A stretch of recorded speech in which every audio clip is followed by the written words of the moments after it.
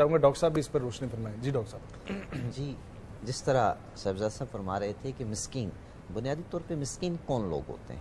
پہلی بات یہ ٹھیک ہے، ایک تو ہم تصوف میں بعض لوگوں کو مسکین سمجھ لیتے ہیں صوفیہ کے اعتبار سے، ازرائے تفنن یہ بات کر رہا ہوں، اس سے وہ مسکین مراد نہیں. ٹھیک ہے، مسکین سے مراد بنیادی طور پر وہ لوگ ہیں جن کے ہاں آپ یہ کہیں کہ ضروریات زندگی یا اشیاء خورد و نوش کی جو ہے وہ کمی ہوتی ہے. ٹھیک ہے، اب مسکین کا حق فقط یہ نہیں ہے، جیسے پہلے بھی آپ لوگ ڈسکس کر چکے ہیں، فقط یہ اس کا حق نہیں ہے کہ اس کی ضروریات زندگی کو جو ہے وہ پورا کر دیا جائے، بلکہ مسکین کا بنیادی طور پہ حق یہ ہے کہ اس کی مدد کر کے اس کو معاشرے کے باوقار لوگوں میں شامل کیا جائے، اس کو معاشرے میں لا کر اس جگہ پر کھڑا کیا جائے جس جگہ پر ہم تمیز، یعنی جس کو ہم ڈسکریمنیٹی کہتے ہیں نا، فرق جو ہے غریب امیر کا فرق، ٹھیک، مسکین اور کمزور کا فرق جو ہم کرتے ہیں یہ ختم ہو جائے، یہ اس کا سب سے بڑا اور بنیادی حق ہے. ٹھیک ہے، اسی اعتبار سے جو ہے وہ قرآن مجید فرقان حمید کیوں اس طرف جو ہے وہ کہتا ہے نا وَآتِ ذِی الْقُرْبَى حَقَّهُ وَالْيَتَامَى وَالْمِسْكِينَ کی بات کرتا ہے. ٹھیک ہے،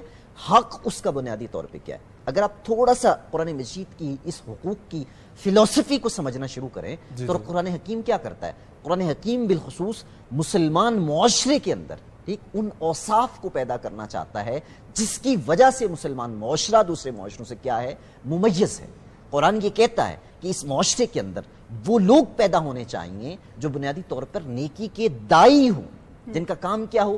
امر بالمعروف نہی عن المنکر. اور وہ کون سے لوگ ہوں؟ جو تؤمنون باللہ کی بات کرنے والے ہوں، وہ لوگ ہوں جو یؤثرون علی انفسہم ولو کان بہم خصاصہ کا مرقع ہوں، وہ لوگ ہوں جو قربانی دینے والے ہوں، وہ لوگ ہوں جو گھل مل کر بیٹھنے والے ہوں، وہ لوگ ہوں جو اجتماعیت کی بات کرنے والے ہوں، وہ لوگ ہوں جو لوگوں کو آپس میں یوں جوڑنے والے ہوں گویا کسی کو یہ شائبہ ہی نہ ہو کہ یہ ایک دوسرے سے الگ ہیں. بنیادی طور پہ یہ فلسفہ ہے سارے جو پروسیس ہے اس کے اندر، حقوق اور فرائض کے اندر. ہاں، حقوق اور فرائض کا ایک اور اینگل یہ بھی ہے کہ جب ہم حقوق اور فرائض کے اوپر بات کرتے ہیں تو ایک تعلق باللہ ہونے کے ساتھ ساتھ دوسرا مومن کی ایک شان بھی ابھر کر سامنے آتی ہے کہ مومن کون ہے، مومن کس طرح کے لوگ ہوتے ہیں، مومن کو اللہ رب العزت نے کن اوصاف سے متصف کیا ہوا ہے. آقا کریم علیہ السلام کی جو سیرت طیبہ ہے اس میں مومن کو کن کن انداز سے تعبیر کیا گیا ہے. بنیادی طور پر یہ باتیں ہیں. اسی اعتبار سے جب ہم مسکین کو یا یتیم کو یا مسافر کو یا کسی اور کو ڈسکس کرتے ہیں نا، آپ دیکھیں پیچھے قرآن نے احسان کا لفظ استعمال کیا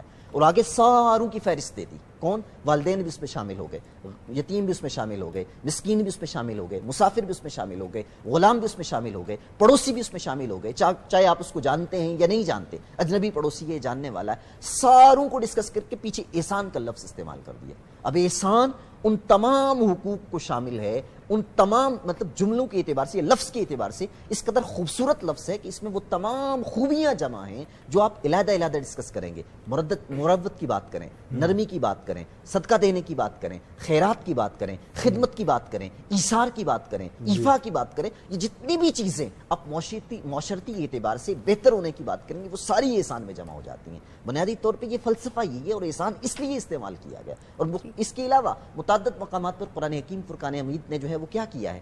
ان چیزوں کو الگ الگ سے بھی بیان کیا ہے کہ یہ حق کس کا ہے؟ یتیم کا ہے. مثلا ایک حدیث ہے، اللہ کے رسول صلی اللہ تعالیٰ علیہ وسلم نے کیا ارشاد فرمایا؟